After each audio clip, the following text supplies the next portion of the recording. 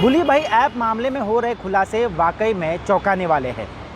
न सिर्फ इसलिए कि पकड़े गए आरोपी कम उम्र के हैं, बल्कि इसलिए भी क्योंकि इतने कम उम्र के आरोपियों तक पहुंचने में दिल्ली पुलिस को 6 महीने लग गए। भूली भाई मामले की पड़ताल से सुली डील्स मामले के भी तार जुड़ते नजर आ रहे हैं। 21 साल के नीरज बिश्नोई को भूली भाई ऐप का मास्टरमाइंड बताया जा रहा है, तो वही सुली डील्स के पीछे 26 साल के ओमकारेश्वर ठाकुर होने का शक है, जिसे गिरफ्तार किया गया है। आपको लग रहा होगा कि अब दोनों केस के आरोपी गिरफ्त में हैं और केस लगभग सुलझ ही गया, लेकिन रुकिए, अब भी ऐसे कई सवाल हैं जिनके जवाब मिलने बेहद ज़रूरी है। इन 5 सवालों के जवाब मिले बिना पूरी साजिश का पता लगना मुश्किल है। सवाल नंबर 1, कम उम्र बच्चे क्यों करना चाह रहे थे मुस्लिम महिलाओं की नीलामी? अब तक इस मामले में दिल्ली और मुंबई पुलिस की गिरफ्त में आए सभी आरोपी महज 18 से 25 साल की उम्र के हैं। ये वो बच्चे हैं जो सामान्य मिडिल क्लास परिवार से आते हैं।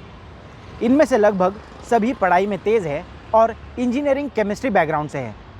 21 साल का विशाल झा, मयंक रावत और 18 साल की श्वेता सिंह सोशल मीडिया पर किसी एक विचारधारा के समर्थन में काफ़ी एक्टिव नज़र आते हैं। तो ऐसा क्या हुआ जिससे उन्हें मुस्लिम महिलाओं की नीलामी करने का ख्याल आया?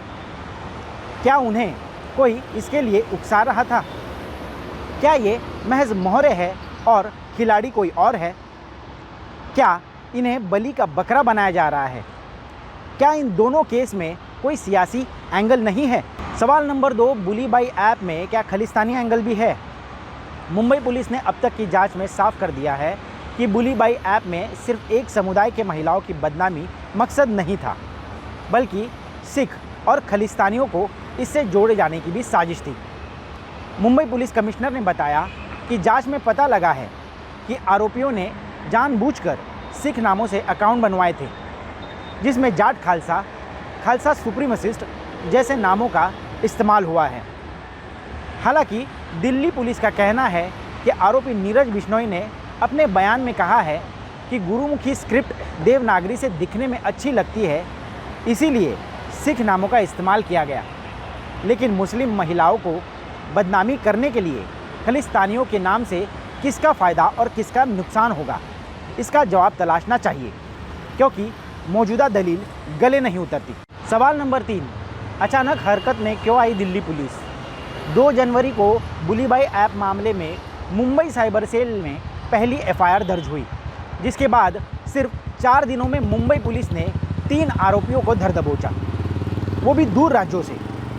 पूछताछ के बाद मुंबई पुलिस मुख्य आरोपी नीरज बिश्नोई के घर आसम में पहुंचने ही वाली थी कि दिल्ली पुलिस के आईएफएसओ अधिकारियों ने नीरज को हिरासत में ले लिया। नीरज से पूछताछ के बाद दिल्ली पुलिस 2 दिनों में सुली डील्स मामले के कथित मास्टरमाइंड ओमकारेश्वर ठाकुर तक मध्य प्रदेश पहुंच गई और उसे भी गिरफ्तार कर लिया। तो क्या 6 महीनों से सुली डील्स मामले को ठंडे बस्ते में रखने के बाद अचानक दिल्ली पुलिस इतनी फुर्तीली हुई? ऐसा है तो क्यों? दिल्ली पुलिस किसके कहने पर केस पर ढीली पड़ गई थी? सवाल नंबर 4, इस हेट फैक्ट्री को कौन चला रहा है?